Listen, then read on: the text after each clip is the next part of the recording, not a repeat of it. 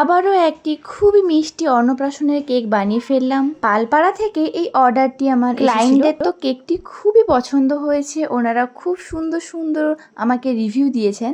তোমরাও যদি বাড়িতে থেকে ইনকাম করতে চাও তাহলে অবশ্যই কিন্তু আমাদের কেকের পরবর্তী ক্লাসে জয়েন করো। এখানে তোমরা অল্প খরচের মাধ্যমে একটা সুন্দর নিজেদের বিজনেস তৈরি করতে পারবে। তাহলে আর বেশি দেরি না করে অবশ্যই কিন্তু ডেসক্রিপশনে নাম্বার দেওয়া রয়েছে, কন্ট্যাক্ট করে নিও। অনেকে যখন 2 টায়ারে কেক বানায় তো ফার্স্ট আগে থেকে স্ট্র অ্যাড করে তারপর জিনিসটাকে ট্রান্সফার করে, কিন্তু আমি প্রথমেই একেবারে প্যালেট নাইফ দিয়ে জিনিসটাকে ট্রান্সফার করে নিই এবং তারপর আমি স্ট্রটা অ্যাডজাস্ট করি। কেকটির বেশিরভাগই কাজ কিন্তু ফন্ড্যান্টের, বেশিরভাগ বলাটা ভুল হবে, পুরোটাই ফন্ড্যান্টের ওপরে।